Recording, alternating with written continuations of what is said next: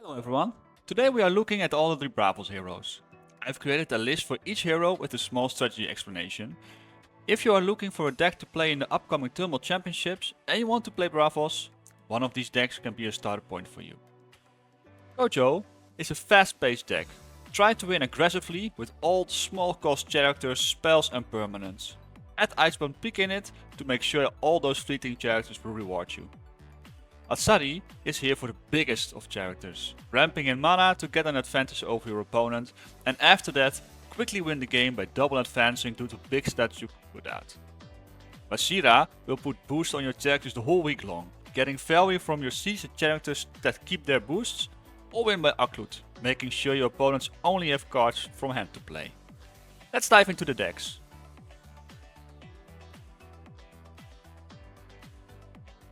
So let's start off with Kojo and Buddha. Kojo makes a free 2/2/2 token every time you're the first player into the companion side. So every 2 days you got your companion Buddha there with you. So what do we run more? First of all, we will run the Tiny Djinn. This card is a very good 1 mana play. Does have a high mountain stat, so if you play this on turn 1 and get it somewhere boosted or play it alongside Buddha, you're probably sure you win at least one side. But the biggest value for this card is to get it quickly into 2 mana, so you get 1 mana more the next turn and every turn afterwards. So if you can boost it in turn 1, you should always do that. But as I said, the biggest upside for this card is being there in the mana. The Fire Rabbit, this one is there specifically also for giving another character 1 boost. So you get 2/1 stats from 1 mana for the Fire Rabbit, but only if you play it from hand. You can use this one for boosting Buddha, boosting your Tiny Djinn, boosting something else. You can boost this. You can use the boost for this into a character you have in your own expedition or in the other expedition. So it's a very flexible card. If you don't want to give 1 boost as well, so you want to have it from reserve as well, maybe you got some havens in and get boosted like that. It's also a very cheap card to, well, just get into reserve. But most of the time I use this one for the fleeting, also because we have the peak there. The next card we run 2 of is the Ishunboshi. Ishunboshi is here. We can have give something a boost, which is really nice sometimes, but also it's just another 1 mana character with a spiked stat in water. We want to be as flexible as possible during our plays. So if we are the first player here, we can use Ishunboshi to see what the opponent is doing. In the meta, we see a lot of 1-drops being played, like Magical Training, a cappella training, just to give the turn back to your opponent. This kind of cards will counter that way as well, because we can do it ourselves. So we should not show our entire play from the first card we play with the big of 3 mana cost as well. One of the first cards I think I will put in every deck is the Haven Syringar.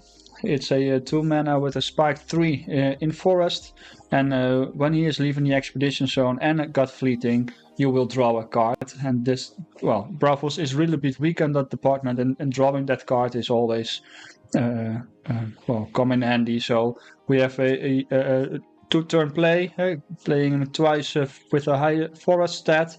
If you have this on turn 1 with like a Tiny Djinn or a Fire Rabbit, you are almost certainly win both expeditions. Do the high forest stat here. You can do the rabbit, give it a boost. 4 is always enough. Placing the rabbit into the Buddha zone, it's very, very good. Afterwards you play this with fleeting. It gets removed and you will probably draw a card and get the cycling going as well. It's a very good card. The Trailblazer, we play with Arcalano Milk, we play with the Icebound Peak, so we are giving things fleeting. A 2 mana 3/3 on its own, it's very, very good. From reserve, it will always trigger himself. Again, a very solid 2-drop for this deck. We want to, we'll be able to play more cards each turn. So we want to play 2, 3, 4 cards a turn maybe. Having this is always very helpful, as well as a 2 mana 3/3 almost every time. We got 1 copy of the Snowman. This thing is there because it's high stats for the cost. It's just looks like another Tracer. The big upside compared to the Tracer is that you don't have to give it fleeting. So if you're playing it in the water region, it does not get fleeting. And sometimes you want to trigger Icebound Peak from hand, because that's what this card is very good for. You play this somewhere where there's no water, it gains fleeting, it will trigger the Icebound Peak, create that dragon token, and boost your entire board. So I think this card, only as a one-off, is very coming in clutch in most situations. The Pathfinder is another 2-cost 0/3/3 for 2 mana. We want to play a lot of 2-cost characters to have 2-3 plays each day, and this one helps us there as well. Having no forest doesn't mean this card isn't good, because if you are only on forest, this is bad, but if you are on mountain and or water, this card for 2 mana is high cost. Even if you have the Bastion, again, it becomes a 1/4/4, and for 2 mana that those stats are incredible. If you play it also in with more Havens or Arcalano Milks, this gets boosted even further. For 2 mana, sometimes you're getting a 2/5/5.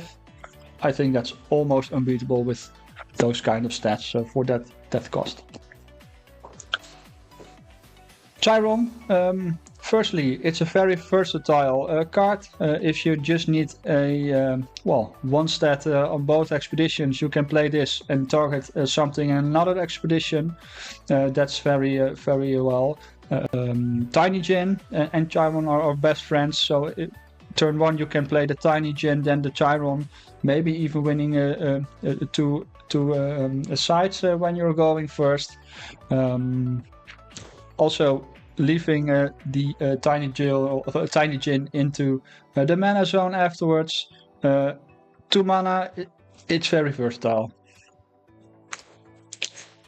The Tooth Fairy. The Tooth Fairy is here because there was a little bit of debate about Tooth Fairy versus the Order Spy. The Order Spy is the 3 mana from a hand, 2 mana from reserve for a 2/2/2 that sabotages, and when you're playing from the reserve, you also get a recruit token. So that's a little bit better maybe than the Tooth Fairy. I chose for this one because we want to play several cards each day, and a 2 mana is more flexible than a 3 mana card. So we can play like a 2/2/2, we can play a 1/2/2, and that way we have more cards to play each turn, and that makes this card a little bit more versatile than the 3 mana Order Spy. So we're having 2 of the Tooth Fairy. The Haven Bouncer, I think this is one of the only cards that is more than 2 mana, because it's the sabotage card in the common slot. It's very good. Maybe next to the Syringa, the first card I include in almost every deck. And from the reserve is just a 3 mana 3/3/3. If you put it next to a Milk or a Haven, it gets boosted even further. It's here, it's uncommon, it's cheap, sabotage card, so that's why. And the only other card that costs more than 2 is the Mighty Djinn. And we run this because you want to draw those cards. We have, as we have, well, playing a lot of fleeting characters, we want to also draw some cards to get the flow running, and this way we can play the Mighty Djinn, get a card as soon as it leaves the expedition zone, and again you can afterwards put this one in the mana. I don't think I use that that much because we have small, very big pool of small characters, and also our permanents and spells are almost all two mana to play. So we want to have those cards, and as soon as you're like 6 mana, 7 mana, maybe 8 mana, you don't need more mana than that. So I would almost always draw twice with this card. Icebound Peak, the first permanent, one of the Icebound cycles for Bravos. When a character you control gains fleeting, you get a trial counter. As soon as you got 3, you sacrifice this card and you will create the Dragon Shade illusion token. And afterwards, all characters you control gain boost. You can play something from your hand, then something from reserve. Maybe you can play some things in the Arcolano Milk to get the fleeting going. Also, the Snowman. We had a one Snowman here from hand. It can also give you fleeting sometimes as a surprise for your opponent. The same with Fire Rabbit. Your opponent don't always see it coming when you want to trigger this. This card almost always mean you are winning 2 expeditions with the flow we are playing with. And all the low cost cards, this is almost always a 2-0 for us, at least a 2-1. Because it's the rare version, it's also 2 mana.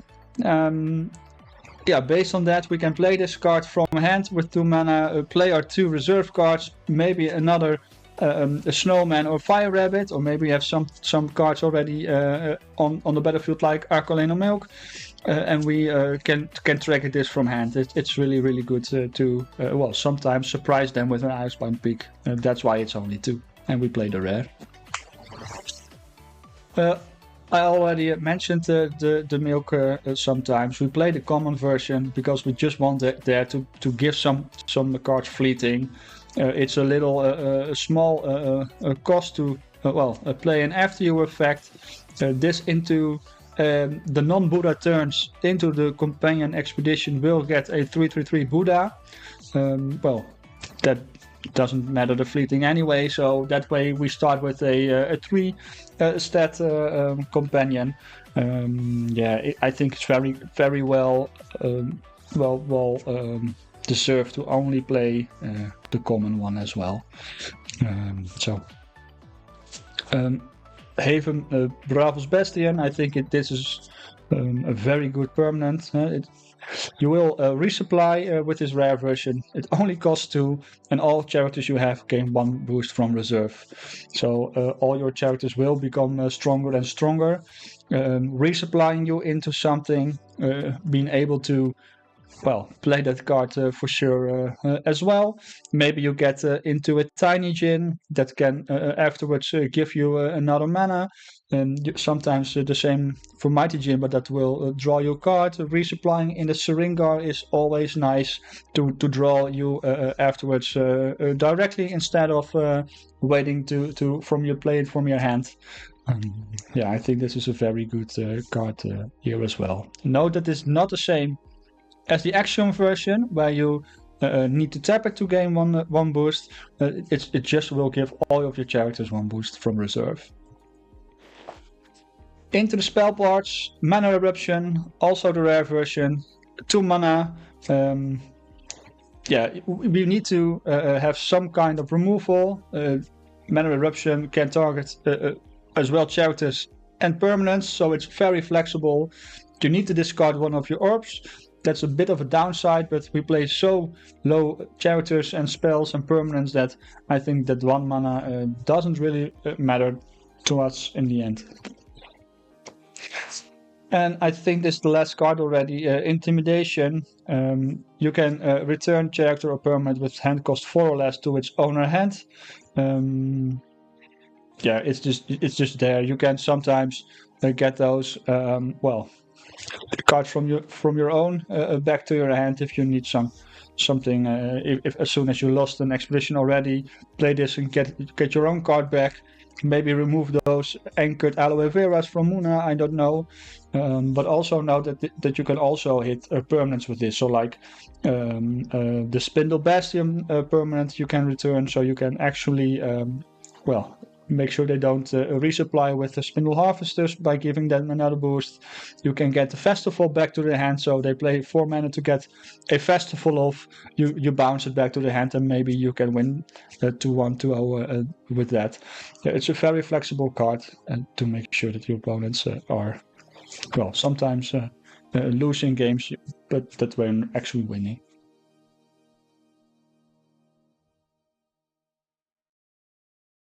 So my Atsadi list, how I build this is normally I will just look at the amount of characters I need to be able to, play Atsadi and search to get the draw it triggers.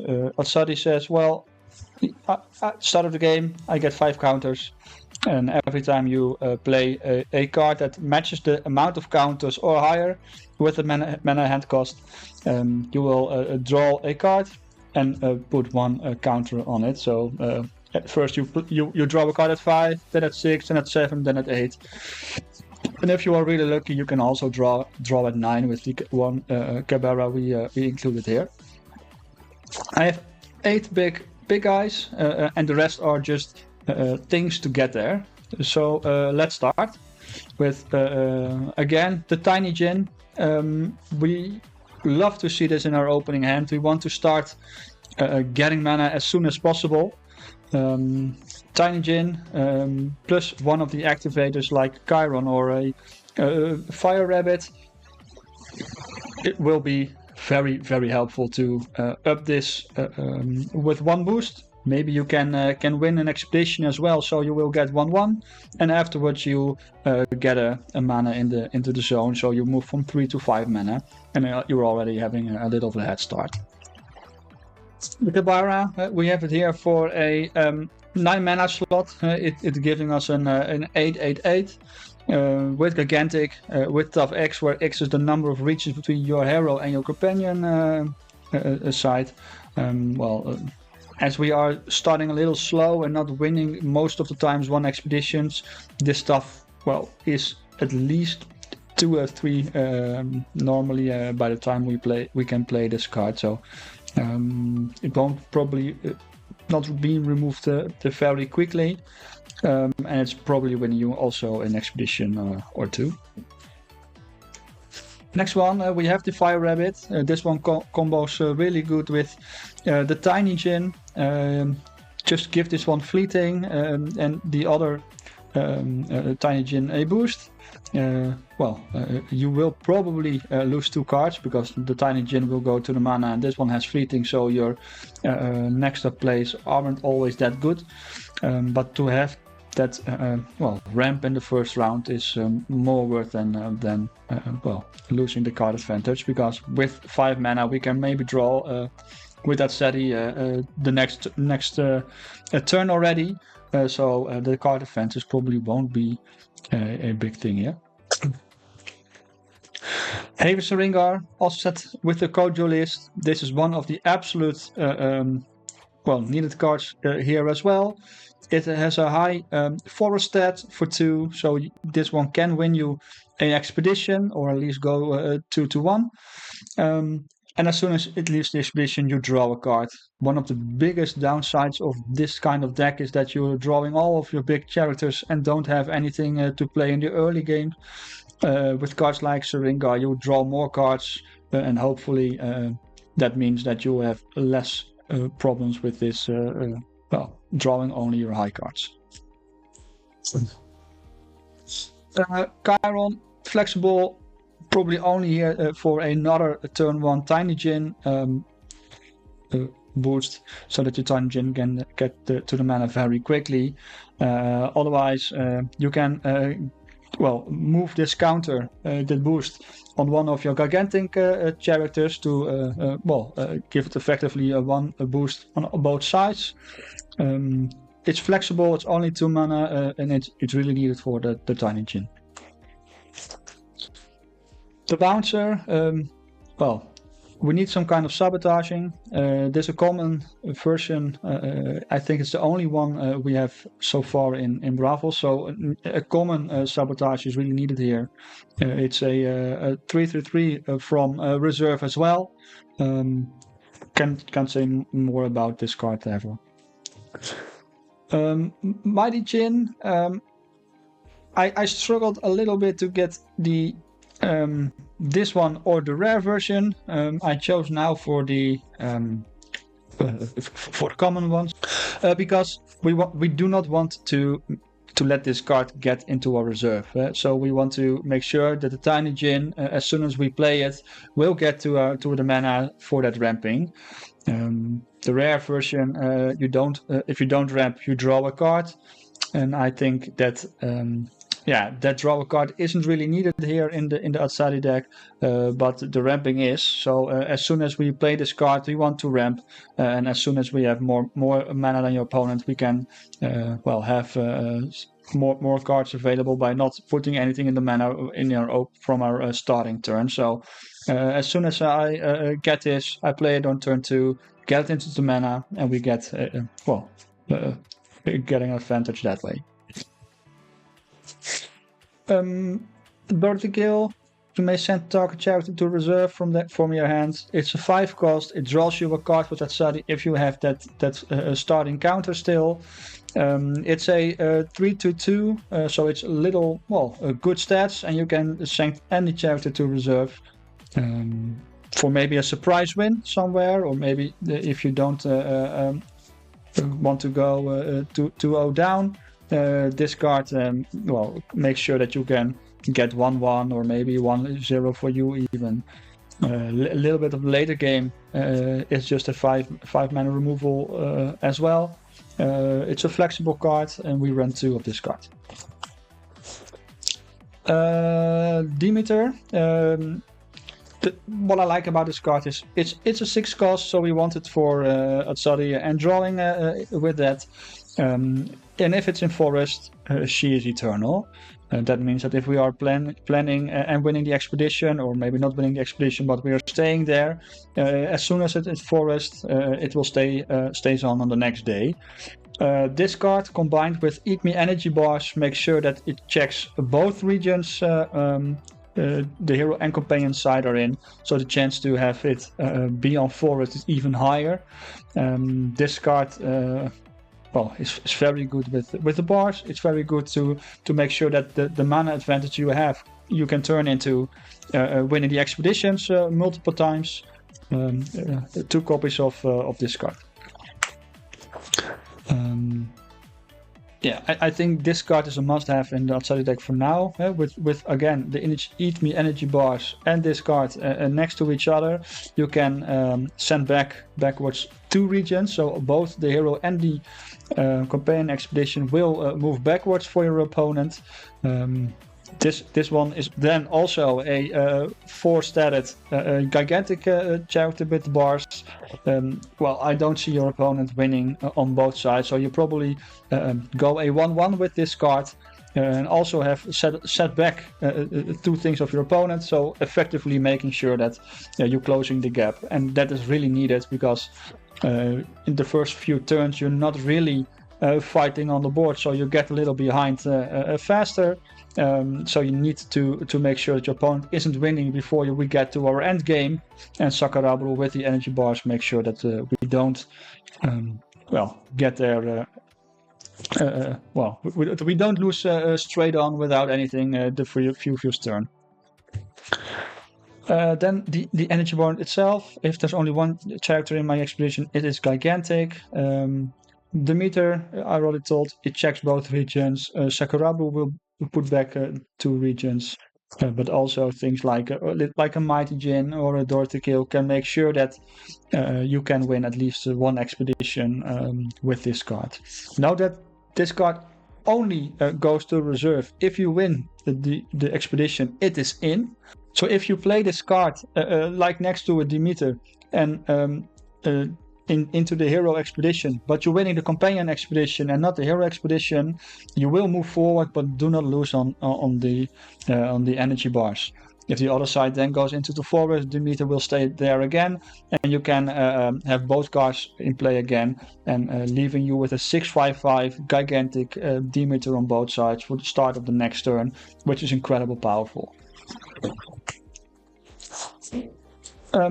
Muna Bastion, characters you control are tough too, so opponents need to pay 2 to target them. And that's here like if we got the Demeters on the field or the Sakarabrus, and things don't get removed that easily. It's a landmark. We run 2 of this just to make sure that if we are there, we are not that weak to removal spells. Not much to say about this card other than that. Mana Eruption. We are getting probably a lot of more mana than our opponent, so having this card available and discarding our mana ops doesn't really hurt us, but it's so flexible and we can discard any character or permanent on the field. I think we got 2 of the rare version because if we have this at 3 mana, it's less flexible again to play with stuff like Mighty Djinn or Door to Kill. We want to play our big characters, and if we need to address also something on our opponent's board, the Mana Eruption is very helpful. Mana Channeling also, this one gives us a turn 1 ramp. So we can put a top card of your deck in the mana zone. I love to see this on turn 1, but sometimes also on turn like 3 or like that, because it's a little bit of a small after you for us. So we play 2 mana, we probably have more than our opponent already. So to get more mana in the next turns to make sure that we can combo off like Sakarabru and energy bars. Or something else. I think this is very well. We also have Geyser. Return target character or permanent to its owner's hand, then put me in your mana zone. Again, it's just there to get us up the ramping.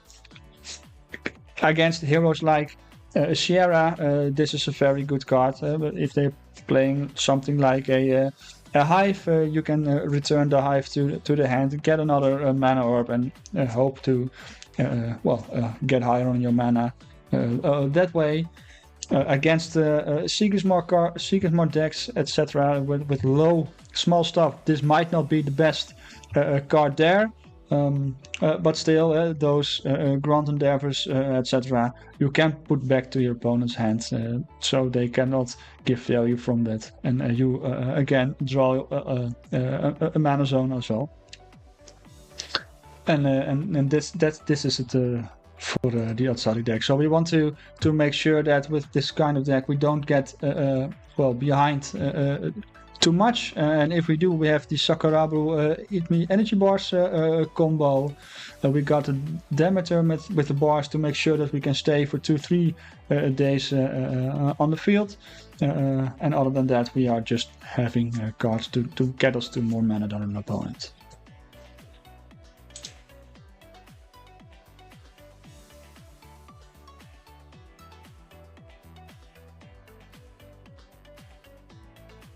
So, and now for Basira, as soon as you give one or your characters 1 or more boost, you can tap Basira to give something else 1 or more boost. And that's what this deck is all about. So let's start with the first card here, Tiny Djinn. Again, I play the rare in every 3 of the heroes because it's that good.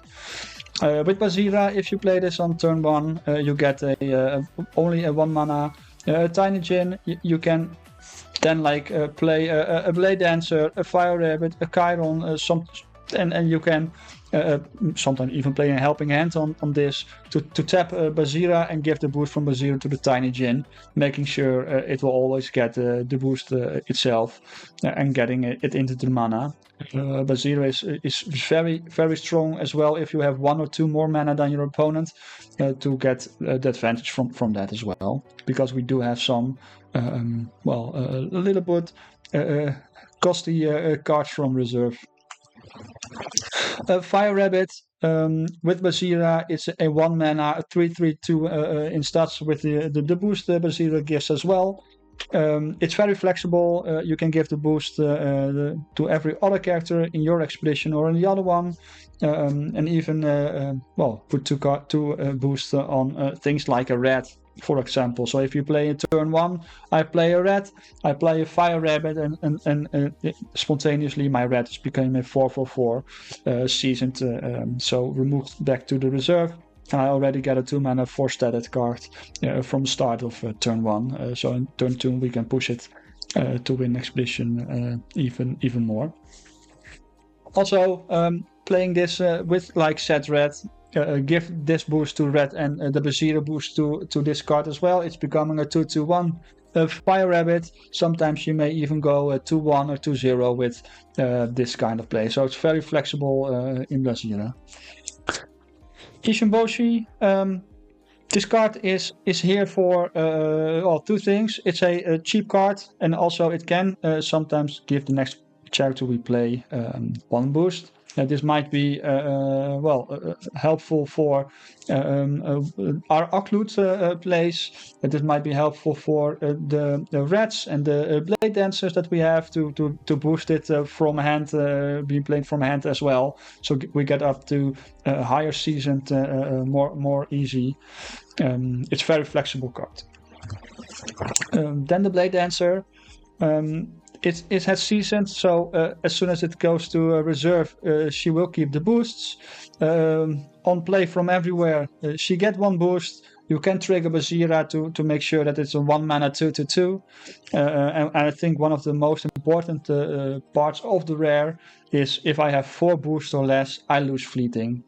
So in the use case of I already played her a few times and she got a 4/4/4 and you played her from the reserve again, you can first check if you have 4 boosts or less, and you will lose fleeting and then get the 1 boost. So you can actually get the blade dancer to a 5/5/5 without fleeting from the reserve, and as soon as that happens, she will get back like a 5/5/5. You play her again. For 3 mana, you get a 6 stated blade dancer, and if you also use the boost from Basira, that 5/5 becomes a 6/6/6. Go to the reserve, and then it's becoming a 3 mana 8/8, and it's very hard to deal with. For your opponent, they want to sabotage this maybe quickly, and if they don't, we are laughing because it is a card for 3 from reserve that we do not really want to play that much anyway.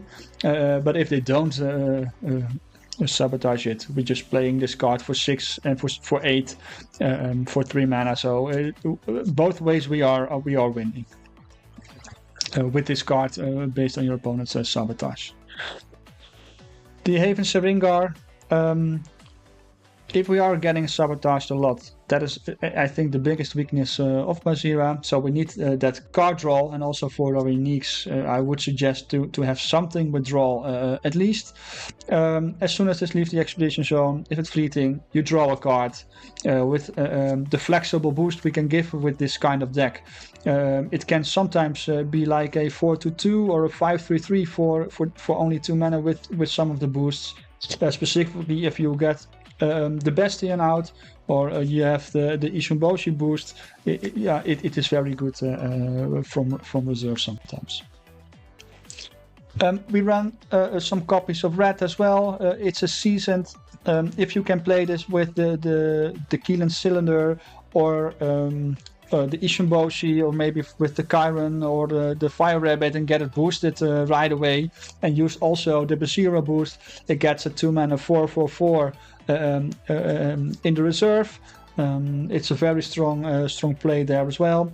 if you are doing things with a helping hand and remove the fleeting from her, this one also can get very high very quickly. So again, if your opponent is sabotaging this, that's okay for us as well. Chiron, I think I already mentioned this sometimes. You can trigger Basira boost, so you can give away 2 boosts to 2 different characters, or to some degree to 1 character. Yeah, it's there to put the Tiny Djinn into the mana, but also getting those extra boosts rolling from Basira. So we make sure that we can almost use every turn the boost. Haven Bouncer, easy sabotage card. We need some form of control to make sure that troublesome cards don't relieve your opponent's reserve again. Haven Bouncer is there for that specific use case. We are running some ramp, so we have probably 1 or 2 mana more than our opponents most games. That offsets the 3 mana for my here completely. And I think this is one of the best cards Trial by Frost has given, Bravos and to all other factions in general. The rare Aklut is just a 4 mana 3/3/4 that always gains 1 boost. And when you gain one boost, you may exhaust target card in reserve. If you are the first player, you're playing this card, it will trigger a boost. You may exhaust the card in reserve. You can tap Basira, put another boost on Aklut, and tap another card from reserve. So for 4 mana, you're getting a 5/5/6 and exhaust 2 cards in the reserve. It's ridiculous, and this card by itself wins you games. Are you in a tiebreaker? Well, you make sure that your opponent only can use his hand cards, and by playing for 4 mana, you already committed yourself a 5/5/6, and you probably don't lose those things again. If your opponent is like playing a spell or something, and you play a Chiron afterwards, you trigger this, you can exhaust again a card in reserve. And with things like Muna that are resupplying a lot, of with Venom Crowbar that every turn has a resupply. Sometimes you are exhausting 3-4 cards with Aklut alone. It's that good. Mighty Djinn is here specifically for the draw. As we saw with the Atsadi deck, we run the common. Here we want definitely the rare. If you play it from hand, you always draw the card. If you play it from reserve, it depends on where you are in the game. Sometimes you just need the mana to make sure that you can do your bigger plays, because we do run Aklut for the 4 cost and Haven Bouncer for 3 cost, so we want to be more flexible with the mana. If you don't need the mana and you have an empty hand, you can draw again. I think one of the best ways to have this card get into the mana is with turn 2 play with Haven Bravos Bastion, resupplying this, playing this, you're winning a side, getting a mana, and it's very good. And if you got already the Tiny Djinn into the mana, you have 2 mana more than an opponent, and based on that you are building on that advantage. The singleton of Cannon Cylinder, it starts with nothing. The first time you play it, you can give it 2 counters, and if you spend 1 of the counters, the next character you play gains 1 boost. This is specifically here to get a Tiny Djinn, sometimes a boost, and to get things started. It's very good with red. It might be good with the Syringar. Also maybe with the Bouncer to get a little bit more out of your plays. Specifically with red, this one is very good because the boost stays on that seasoned character as well. Haven Bravos Bastion, I think one next to the Tiny Djinn, the other rare, I would never put less in than 3. It's a 2 mana resupply a card, and all your other characters have 1 boost from reserve. meaning that as soon as you play this card and you make sure that you have everything, every turn something in reserve, you will always get the Basira boost. It's a very strong permanent as well. Helping Hand, we have some season chapters that sometimes you want to lose fleeting, and otherwise it's just a 1 mana gains 1 boost as well. That triggers Basira. With red, this card is very good in team with that.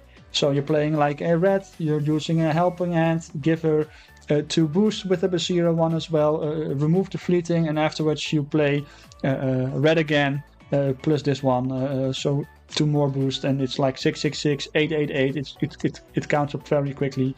I think one of the really good commons in this deck. Intimidation. This is here to make sure that we are winning the lanes. Sometimes we need to make sure that we don't lose something, and then intimidation can return something to the hand. Also, some of the permanents like Festival, it will get away with. Sometimes I play this for myself on things like the Haven Bouncer if I need to sabotage again. Sometimes even the Aklut, because if we have played Aklut for 4, we have to make sure that they shut down the reserve. And if it has fleeting, sometimes you can take it back to the hand and play again twice. You have to make sure that your opponent gets less and less card advantage. This play works well if you have ramped some things, some mana with the Jins, and you have like 8 mana, and then it's very very good to play sometimes on your Aklut as well. And the last cards we also run 2 Mana Eruption. This time only the common one. If there is something we need to get rid of, Mana Eruption will seal the deal. As I said, normally we have 1 or 2 mana more than our opponents, and discarding 1 doesn't really matter afterwards. So this is like a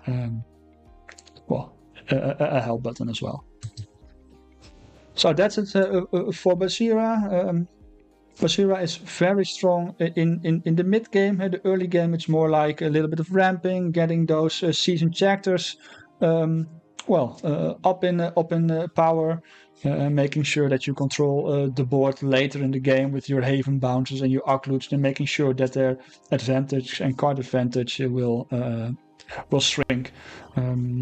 Because if you play Aklut, they will probably have 1 or 2 cards less to play from reserve. You are cancelling those out. They need to play from hand. Those hand cards will get back into the reserve, and they need to discard something. And if you are in a top deck race, Aklut is very very strong. Thanks again for watching. I will pick the Basira list in the upcoming Tumult Championships, hopefully winning that beautiful scout card. Like and subscribe if you also are playing Bravos, or when you lost against one of the Bravos, or just to help out the channel. I am the Bravos Hatter, and until next time.